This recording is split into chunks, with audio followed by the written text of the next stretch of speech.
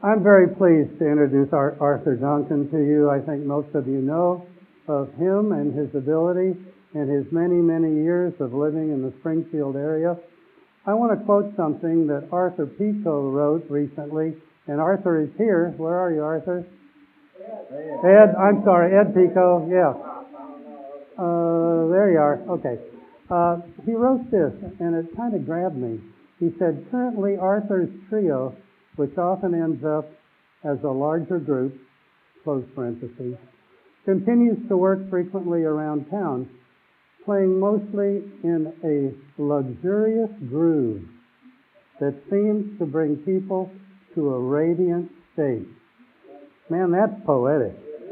And it's very important for you to realize, it's very important for you to realize that this is a famous man. Not only has he played at the Elks Lodge, but he's also played with such musicians as Ernie Bedell, who's still part of the Arthur Duncan Trio, Richard Allen, Dave Bedell, Eddie Eugene, Dallas Bartley, Rocky Helwig, L.L. Smith, Bobby Bedell, Benny Mahan, Dave Teeth, Rex Meredith, Bobby Threadgill, Craig Buck, Granny's Bathwater, Don Shipp, may he rest in peace, Mike Bungie, Larry Getz, Lloyd Hicks, and many, many others. Here's a man who will tell you his story. I've read it, but it's better to come straight from you, Arthur, so it's all yours. Well, first of all, thank you very much. I appreciate it. First of all, I'm very happy to see this. This is the first time I've ever been a part of this, and I am really honored to be here, And I want everybody to know, if you don't know, this is my wife over here, and her name is Pastor Cynthia Duncan, and she's the pastor of our church, which I'm the minister of music, And also, right behind her is my cousin Charlotte Harden. Yeah, and she's there. And I want to say something, a friend of mine, and I'm going to start off with him, Mr. Billy Ware, sitting right here. When I first began music, I began with my mother. And we started off, just playing. My mom wanted me to learn piano. My mother could play piano and organ. So, we started off just playing. And you were 5 years old. Yeah, I started when I was 5. And basically, we started just kind of doing it at home. We had an organ and a piano at home, and we got out what we call one workout session. She showed me the fundamentals on the organ, and then she went to the piano. And it's funny because I guess as I grew older, she wanted to play the organ. As I, came up in age, and I always said, well, the organ, you can get away with a lot of stuff on organ. I'll be honest with you, you can mess up and then cover it up, and it sounds great. But I always said piano, you have to be more focused.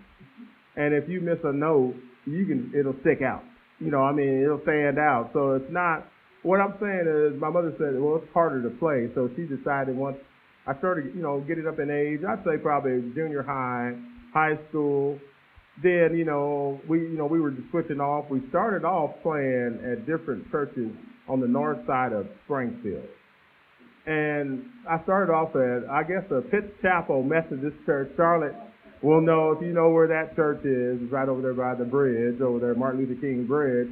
My cousin Rob was there, the director. And at the time, the young adult choir, that's what the Pitts Chapel young adult choir, they were the choir in Springfield as far as singing. And it was funny because most of the choir was my family. We had I think there might have been 4 in the choir that I was not kin to. 4 in the choir. And then after, I played with them, and, my cousin Rob had the choir for over 50 years, 55, 54 years. My dad was a member. And, and my gospel, I went around, and once I started getting better on the piano and stuff, I got, invitations to play for other churches. I played for Washington Avenue, which is now Turning Point. Oh gosh, I played for New Growth Ministry. I've played for New Hope Ministry. Now, these are the ones I'm trying to remember.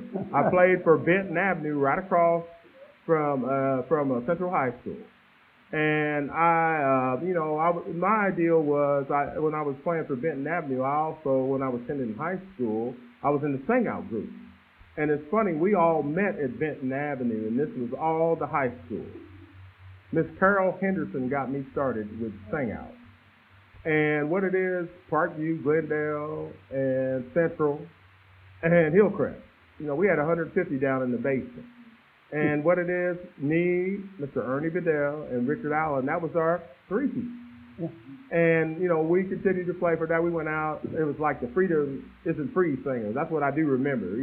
These are some of the songs we did. But we went out and sung just everywhere. And, and it was, it was a big deal. And, but since we went to the churches, there were so many Mount Olive, Mount Olive Baptist Church. Gosh, there's so many I've helped out, and it's kind of hard to, and I just would go help out as a musician. Then I was appointed as minister of music, and I was over the choir, and a lot of people don't know when you're over the church choir, that can be stressful, especially if you're the minister of music, because you're dealing with a lot of individuals and attitudes, but, but it was fun. I tried to make it fun. Because I wasn't going to take anything. I said, now this is the songs we're going to rehearse. And, but, some of the choir, they can kind of get a little difficult with you, But overall, those challenges, that's where I learned how to do directing, learn how to be a part of a group and teach people their vocals, their pitches, teaching them how to read music. My mother wanted me to go on after I got out of high school, and she wanted me to go on, and what it is, she taught me, she felt as much as she could, so she wanted me to get with a teacher. And it was a student, and her name was Beth Frankel, and she was my student until she graduated from freshman to, she got to a senior. Now, she taught me more about the reading element, and going out and playing for like the group choirs, ensembles. And I stayed with her until she graduated. Then I had one that carried me on. My mother had another piano player named Mrs. Moore. And we used to go to her house.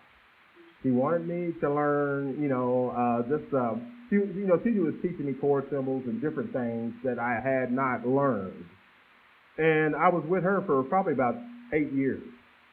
And then I moved on to, after I got out of high school, I moved on to college over at Drury. Dr. Joseph, I don't know if some of you will remember him, Dr.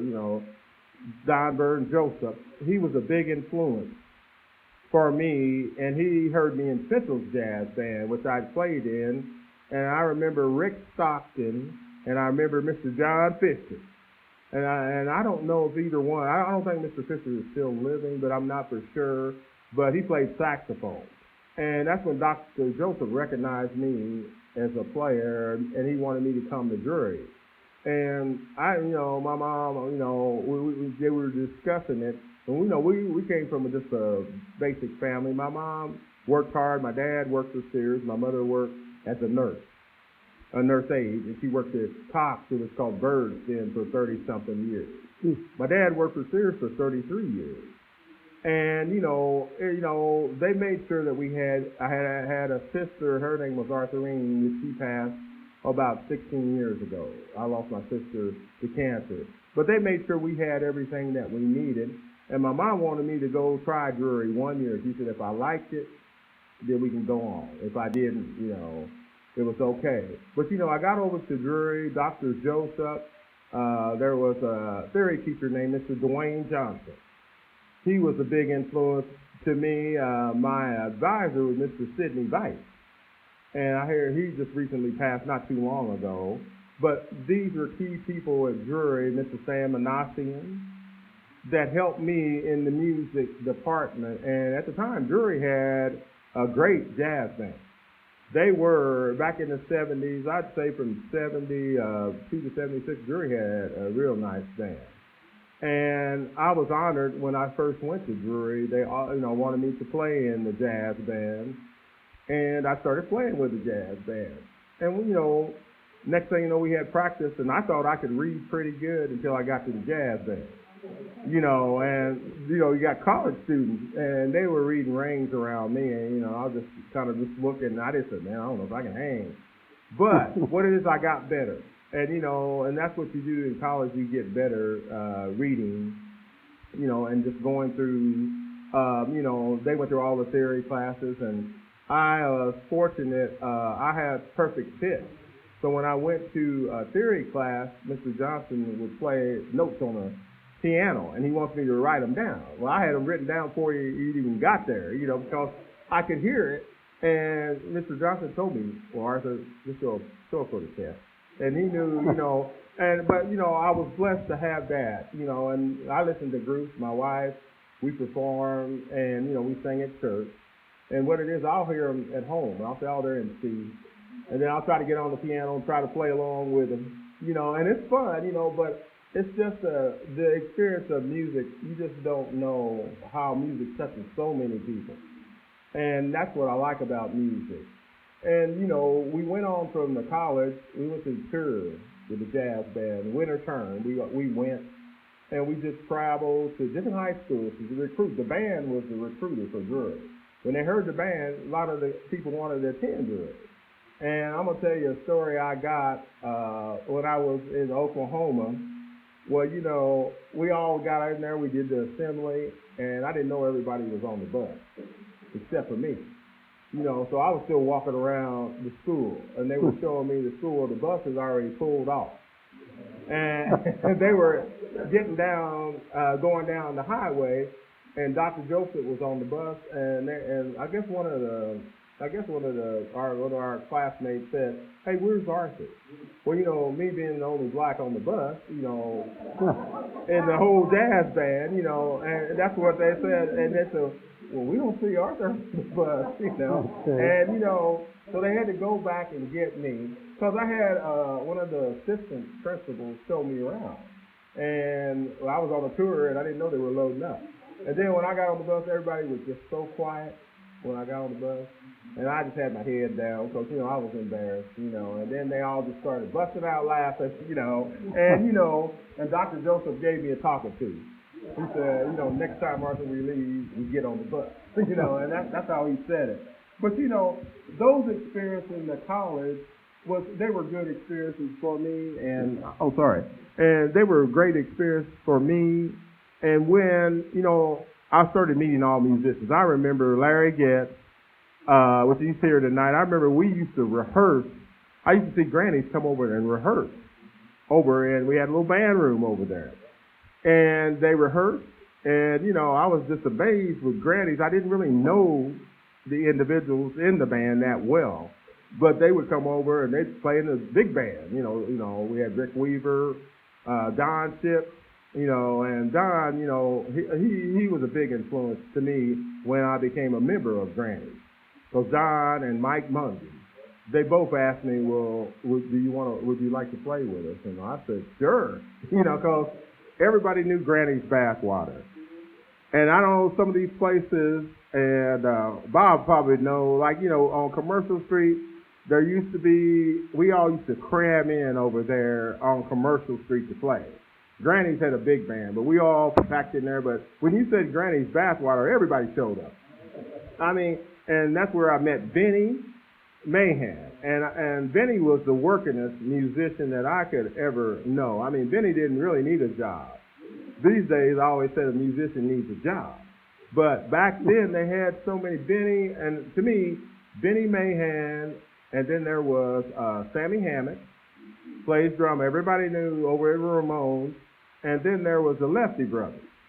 They were the workingest people, and I thought I was a little busy, but no, they had gigs all the time, And then I remember too, there's Rick Wonderly, there's Zachary Bowe, Charlie McCall. These are some of the ones that I played with them. I don't know if you remember Russ his name is Russell Robinson. Rusty Robinson is who I call. I played in a group with him called the Rockets. And with Donnie Thompson, it was me and him, and we had another drummer. I can't remember. Oh, John Gott was the drummer. And we all played in a group, and, Rusty has recently retired, and he's retired from the University of Missouri. And, and I stay in touch with him. I mean, Florida. I'm sorry, I said Missouri. Florida. And, but he's doing, what's he doing? He was a big influence. And it's funny how people let you play with them. And I think that's the reason music is always seemed to be open. And I look at it, music to me doesn't have any kind of color. We all work together. There's good musicians all over Springfield. And I look at it this way, there's good music. Springfield is blessed. I see musicians out here, and I see musicians, the Blues Society, oh man, the blues. We got the rock. I mean, and I can't just tell you how many musicians in Springfield, but I think Springfield's got a lot more than some other cities. And they're blessed, and I've even, like I said, I played with musicians from Branson. I know of them, they know of me, but I've met some recently that I play. They play at Stogies, and I never did play too much in the Branson circuit. I did play at Center Stage. But there's Gary Myers, he's a great guitar, and God, who else is down there? Kevin Brashears. We used to play together, and yeah, we played together for a long time. But if I start naming all the musicians, Richard Bruton, they don't come any better to me, and Johnny Strickler, and it's just. I remember when we went to go to the church with Billy. Where Billy was over at Grace, am I right, over at Methodist Church, and Billy would have the groups come in, the blues, and a lot of you may not be familiar with that, but he brought a lot of that in, and music, and I thought it was so great because you see all these different styles of musicians come in and play, and he had that open for any of the musicians that wanted to be a part of it. And to me, it's just music. I always said, I drank Gatorade, not Haterade, so you have to work together as a team, as a musician. And I'm this way. It doesn't do any good to talk bad about a musician. We're all doing the same. We're all out there every day or every night or every evening trying to do the best job that we can and to entertain. And I've been so fortunate, even with this group I have, the Arthur Duncan Trio, but now we've kicked up to a quartet, and I have Mr. Tim Broadbent playing sax with me. But, it seems like every time we play, and I put it on Facebook, we always have a good crowd. And as I've been blessed, at 65, to still continue to play and enjoy what I do, enjoy meeting people, enjoy being around people. Because if it wasn't for the people here, we couldn't do our job, coming out and supporting us, and that's what I really feel is strong. We should support each other as musicians, friends, come out, because live music, to me, that's where it's at. I'm old school, but live music, and don't get me wrong, karaoke, but I never did karaoke, and I probably wouldn't be very good at it, but I'm going to be honest with you, just singing with the music, because, even the words, even my wife will tell me, if I start singing some words, I know how to mess them up. But then I can make it sound good, I can make it sound good, but when I look at singing, my wife, she's an excellent singer. She just sings like a bird. But, she's excellent. And, but, I just like to see all the musicians come together. I've tried to get musicians together for coffee. We've met over Big Mama, and even you don't have to be a musician, you can be friends. And we just have a coffee, and then we discuss music. And I believe in helping the younger musicians. I see these young ones, gosh, on keyboard. I'm just amazed how much they know. And when we went to school, we didn't have that opportunity. We had to listen to the teachers. I remember when a computer was super big. You know, it was huge. I remember when a calculator cost $200. Now you get them for $1.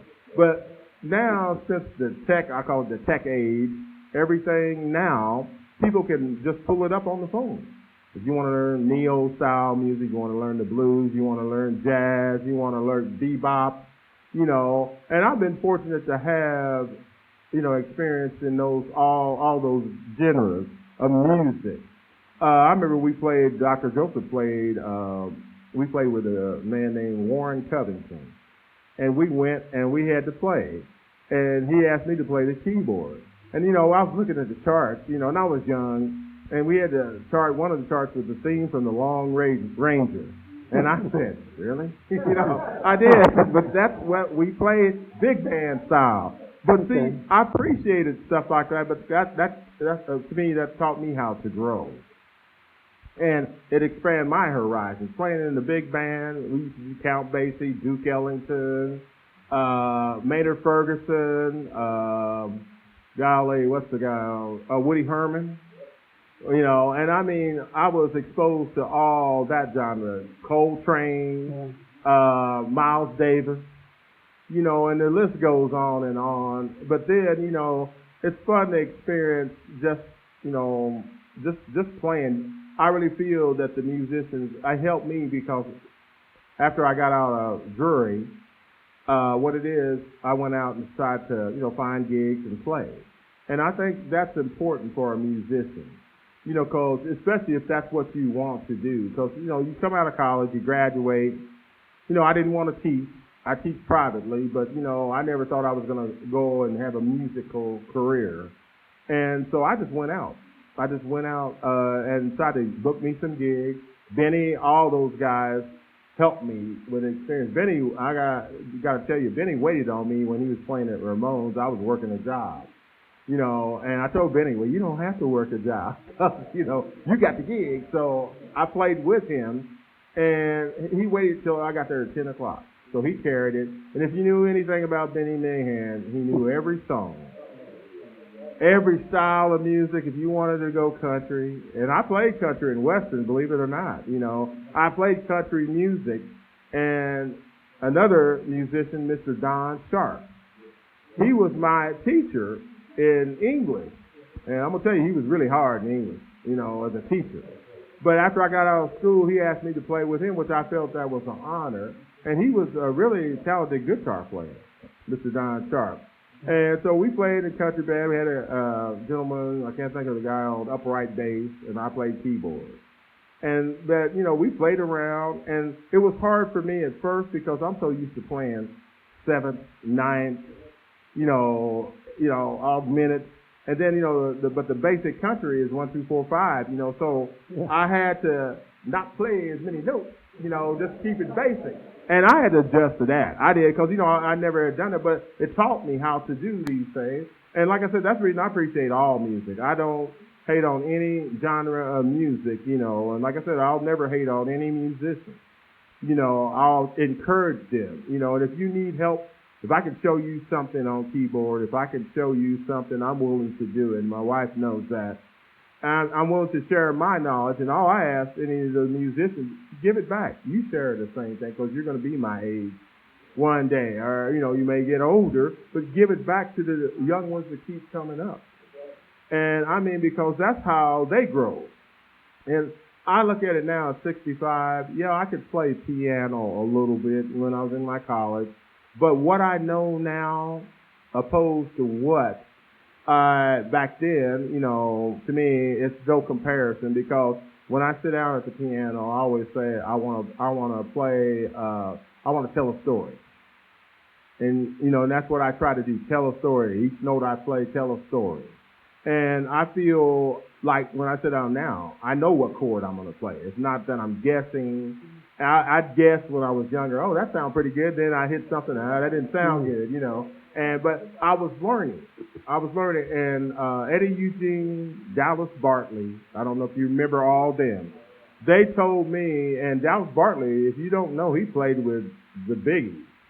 And Eddie Eugene, he was a talented singer and a drummer, you know, a tap dancer. And I mean, Eddie, I really appreciate him. He told me, Arthur, when you get older, he said, you'll be more seasoned. You know where it's supposed to go. And I kept looking at jazz musicians, Kansas City, because I played Kansas City and I played St. Louis. I played in the jazz district about, I'd say probably almost 3 to 4 years, and we were in the rotation. We played a place called Danny's, and right across from the Blue Room. And every 2 months or so, I'd be in the rotation. I'd play probably twice a month. And we drive up, and it's funny because when I booked the gig, the lady didn't know me, and I went in there for some chicken wings. I'll never forget that. And they had these giant chicken wings. And that's what I went in, and then we got to talking, and the lady came to me that was one of the owners, and she said, you like your food? And I said, yeah, it's great. And I told her, well, I'm a musician. She said, well, we have music here. And she started talking about the music. And then all of a sudden, and I told her, well, I played the Jazz Festival. I think that was my first year playing it here in Springfield. And she said, well, when do you want to play? And I said, what? She hadn't even heard group or nothing. And that I was surprised because most people want to hear you. They want to, you got a CD or, we got to hear something. We got to know something about you. And Kansas City's got great musicians. Oh, man. And it was an honor to play. And then the first time we played up there, we had a packed crowd, and I'll never forget, they liked us so well. And she put me in the rotation, and she said a lot of the people would call, where's that Springfield group at? And they wanted to know when we were coming back. And, these are just great experiences that I had growing up with the music scene. And, Granny's was probably one of my bigger, because the horn sound, the band, Frank Westbrook, I could name so many musicians that I had. Me and Frank played together at one time with Granny. And, but still, they had so many. Carmine, a drummer, Jimmy Freema. And I'm going to tell you, my experience with John Chips, that's how I learned, he brought me a long ways because, Granny's played in some little towns. And Granny's, and I remember we went to Arkansas, and it was like, I never forget this, me and Don, I drove in the front, and I think it was Rick Weaver in the back, and then there was someone else, and we pulled into the gas station. I'll never forget this. And they looked at me and Don. They said, boy, what do you want? And I wasn't used to nobody saying boy, But I'm telling you, that was surprising to me because, I've never been to Arkansas either.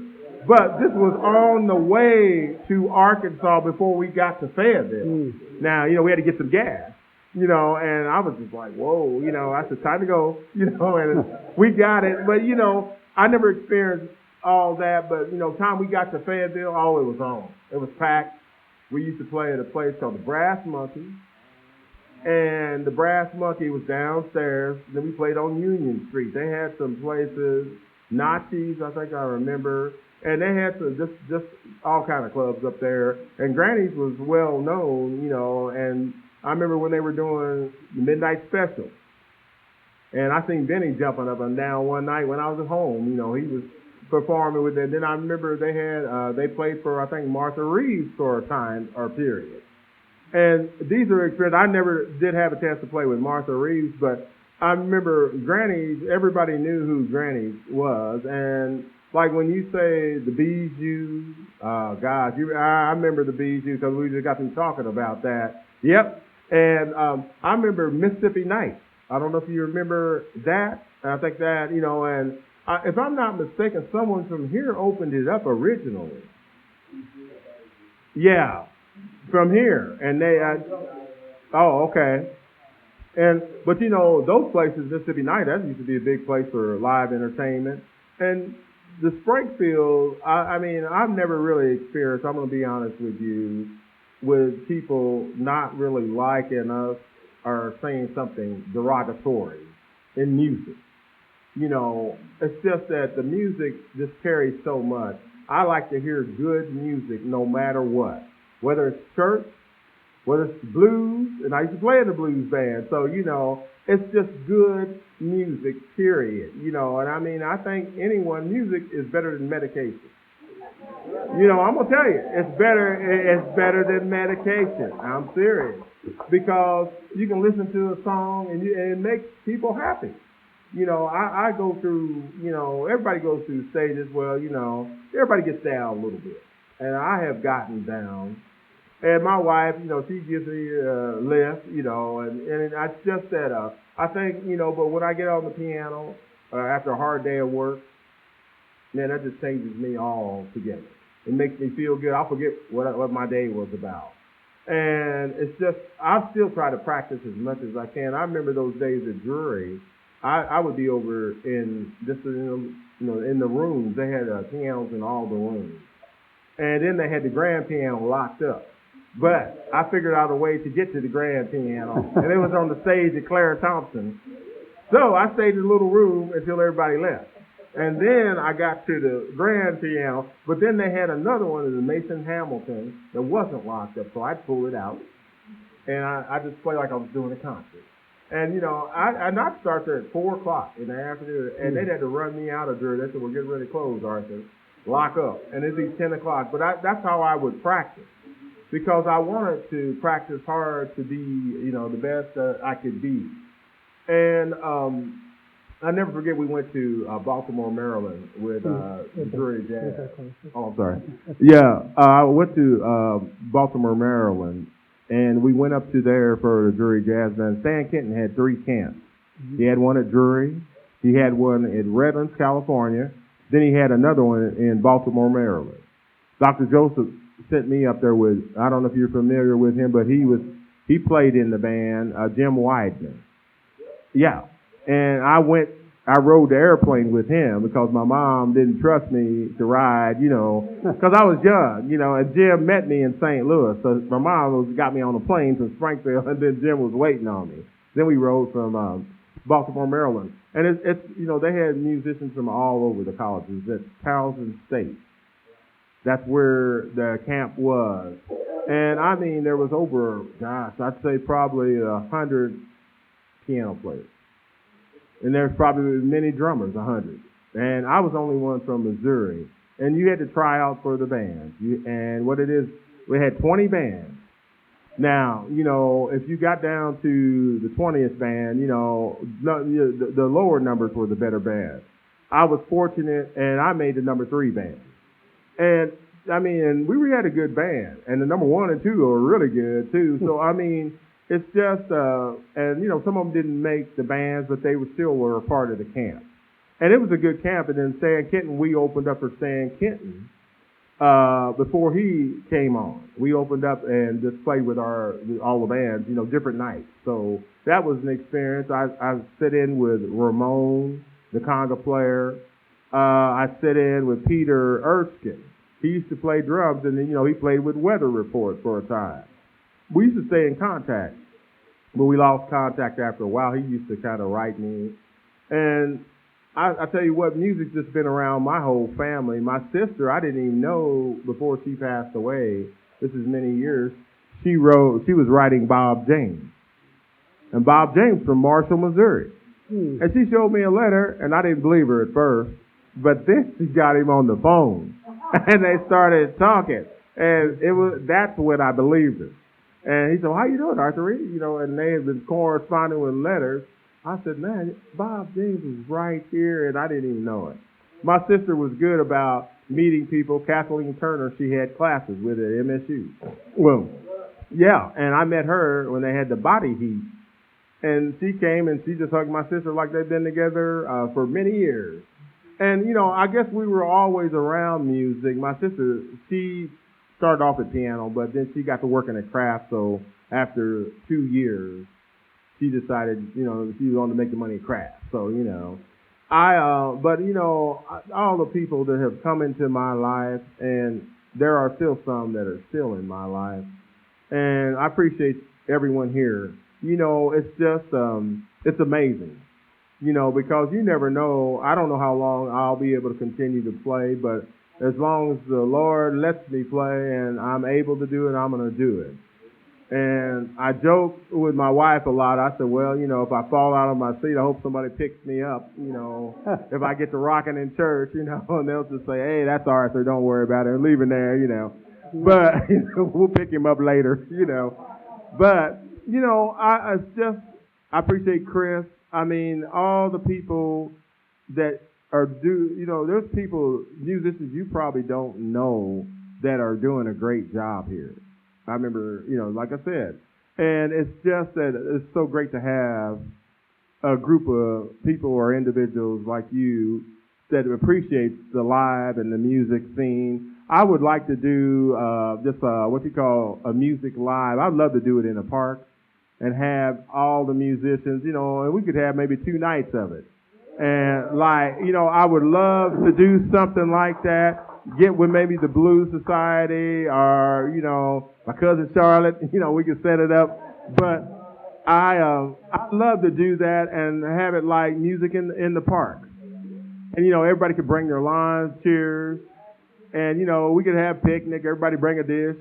But I mean, I'd love to do that kind of stuff in the spring and the evenings, especially because we can get a stage and have lights on it. I think that would be good. Springfield's best, or Springfield's musicians. And but I know I'm still playing at different venues. The Hepcap I've played 5 times so far, and it's been good. It's been really good, and I must say we've had good crowds. All 5 times.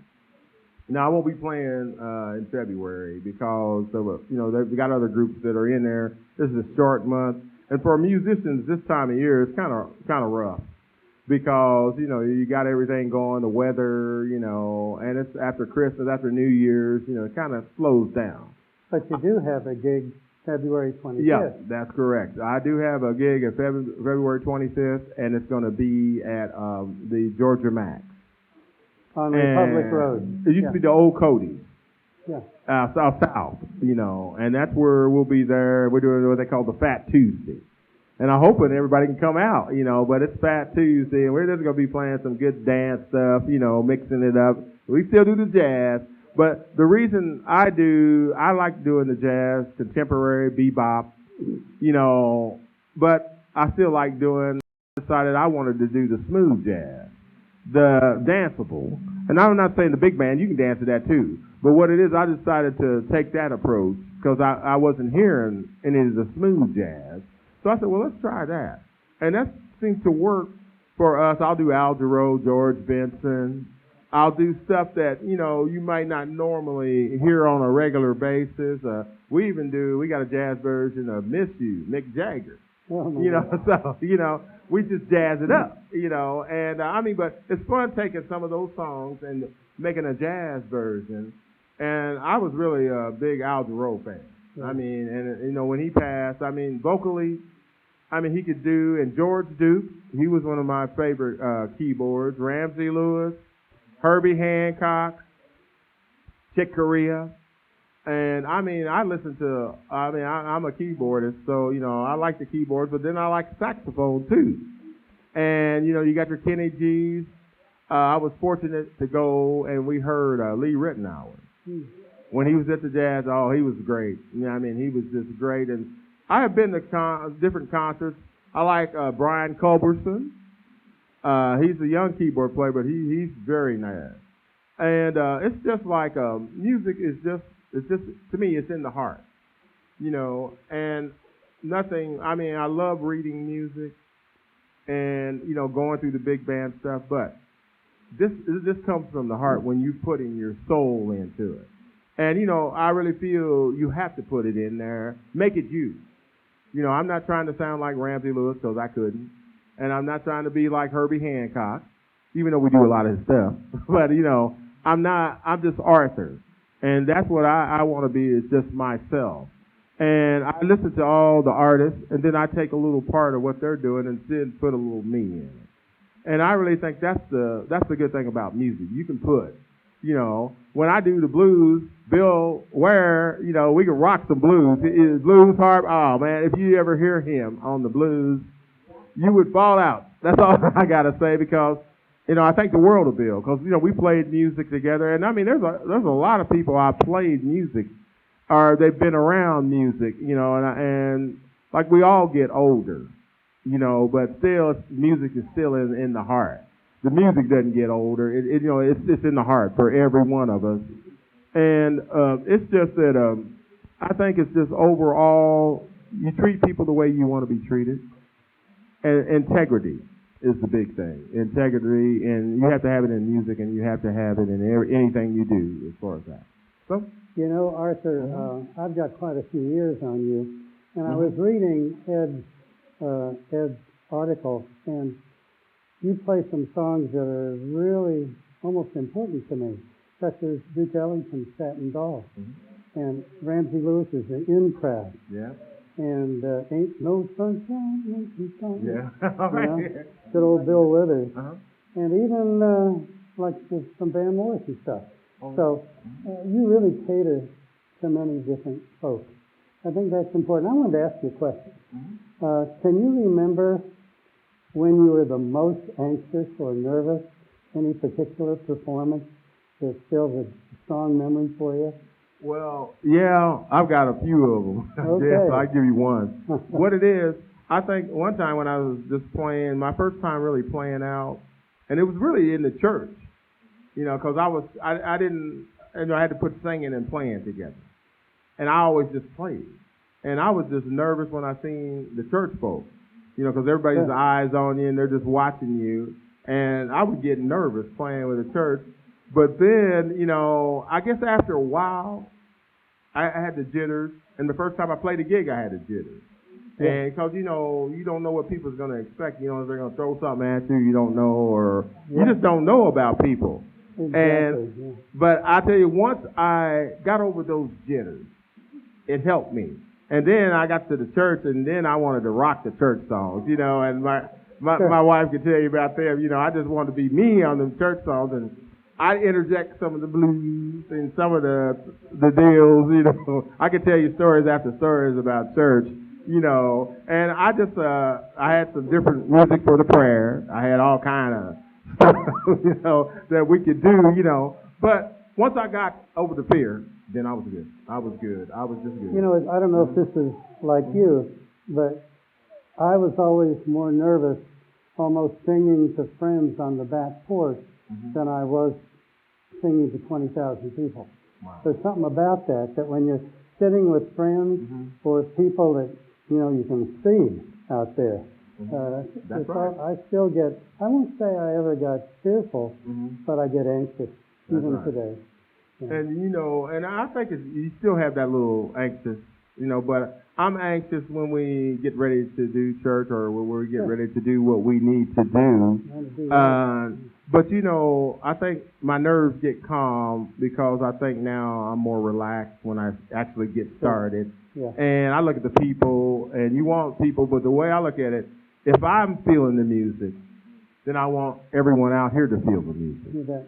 And that's the way I look at music. If we're feeling it as a group, chances are everyone else will be feeling it, and that's the reason it's important. Sounds great. Let's take some questions from the audience. Okay.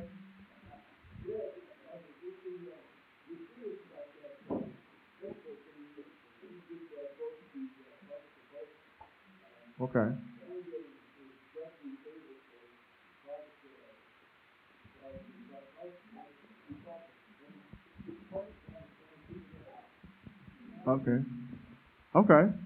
Well, I really do appreciate that. I would love to do concerts like that and get it out on Facebook, and we can go back and forth to different parts. Okay. All right. Yeah, I would think that'd be great. We could go from one park to another, and but I think that's the way you get people. You draw people with music, and there's so many genres. We had the blues, we had the jazz, we had the rock. I think that would be good for anyone. But thank you for that information. I appreciate it because I didn't know. Yes, sir. We've had a concert program at the Phelps Cove Park by the Art Museum for a number of years, and we're looking for an act for this year. And maybe that would be a way to get other parks to want to feature musical groups. Oh, well, that's good. As you're talking about, and I know some people at the Parks Department. Okay, well, I like to get that information because I have played at the Art Museum. We did a gospel deal. A friend of mine, Melvin Kerr, came down. It's been many years ago, and we did it at the Art Museum. and he was he went on first, and he's an excellent minister of music. Then I came on, and I had my mother play with me. That was one of the last times she played. Well, Arthur, I used to do the gigs at the Phelps Grove Park. That's right. All you did was get a little permission like that. We did Lake Springfield. Mm-hmm. But I just went to this vision thing this last week, and they were all stumbling trying to figure out what this community has to offer to the tourism and everything.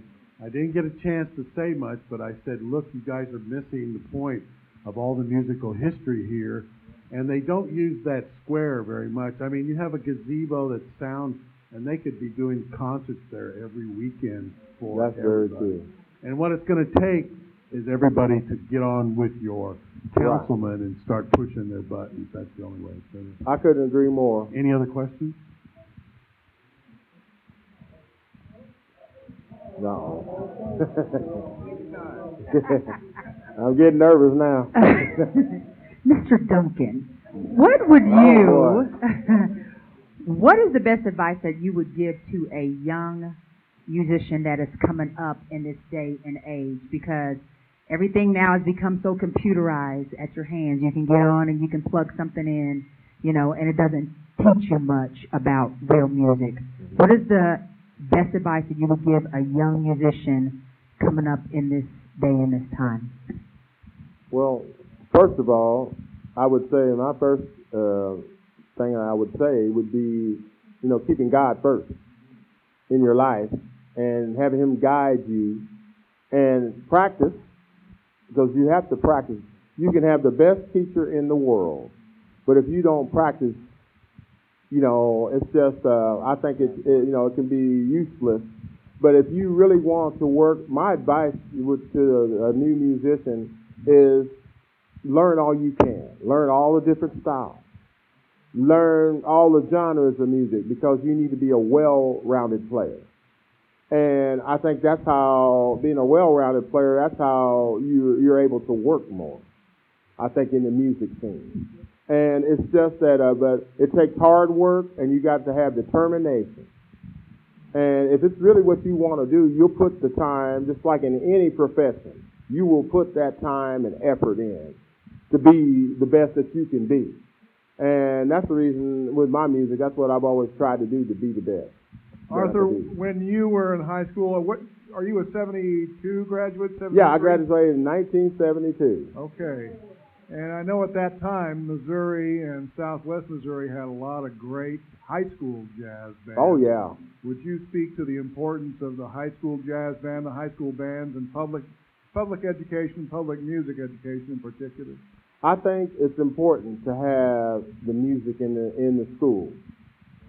From grade schools to the choir, to the junior highs, that's very important. And I think, I think that they should have the opportunity to learn if there's an instrument, whether there's a singer. But in the jazz, the jazz bands, I really think they should keep that going. I remember Drury, MSU, I think they've got a jazz festival coming up soon. Right, but to keep that going, because these young musicians, they need to have something like that because you never know when they want to go out professionally. You never know that. What it is, you go to school and you learn, then some of them, that's it, once they get through, but then there's some of them that could go out and play professionally. But we need to give them that opportunity, and we need to keep that music always in the school. Always in the school, because that's how they learn. You hear other jazz bands. I've been a judge at jazz festivals also. And I've listened to the high school, the junior highs, and, up to the college level.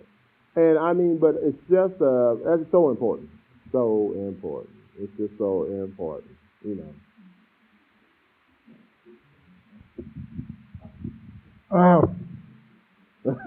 I'm not objecting to what you had to say, not a bit, but there's one problem, I think. With the jazz, there's too much of it, and there's too much influence on it in the college. They do not let any other music be taught. I don't know if they stop it or anything, but there's not any other kind of music that is appreciated. from their standpoint. Now, I've been scrutinized over this, and I'm not going to call no names. But I made a suggestion one time, why don't we have a Dixieland band playing? My answer from a person was, what for? Well, God, if it wasn't for Dixieland, you wouldn't even be hearing this jazz. And Dixieland is what got this music started, with Louis Armstrong, the King Oliver, and all those old guys down in New Orleans back in the late 1800s. And what is wrong with country music? You don't hear any country music coming from this college. They're one of the best fiddle players in the United States is Jacob Heiser. Do you know Jacob? No, I know of him. You know him? Who said that? You? He's one of the best piano players they've ever had up here. I played a Dixieland gig with him at the, what's the casino? Downstream. He is an excellent piano player. I mean, a great funky jazz piano player. And Dixieland. So as a joke, I had him to play a classical, what I call a long hair piano solo for the lead off song on our second set, and he did, and the people went crazy over it. I mean, he is so great. Right now, he's finishing his third year at New England Conservatory for Music. That's probably the most prestigious place in the world. And I just don't see why they don't teach country music. In country music nowadays, there's some guys that play country music that are so good. I mean, they play fiddle, guitar, drums, and piano just as good as any of the jazz dudes do. That's all I got. You got a question? Well, you know, I mean, that's the reason I appreciate all styles of music. And I will always appreciate it. You know, I don't know what, like, say, others do. I mean, I hear it, and I hear a lot of jazz, but, I mean, I'm all for all styles of music. Oh, yeah, you know that, Larry. And, I mean, it's just that I feel this way. You just do your thing. Yeah. What do you think about the School of Rock and Palin music and the young kids coming up through that gender? You know, I think, you know, and they're Palin and there was Pellegrino. School of Rock. Oh, School of Rock. Okay. Yeah, I think that's important. It's important for them to go because they can learn from and some of them are professionals they're learning from, teaching the drums, teaching rock guitar, the bass. I mean, I think that's important. You still need to learn from those areas. Well, it seemed like maybe one of these times we'll have to have a group meeting and talk about all this. Oh, yeah. See if we can move some council people or something like that. But Arthur, we'd like to thank you for showing up. Thank you very much. I appreciate it. Thank you, Arthur.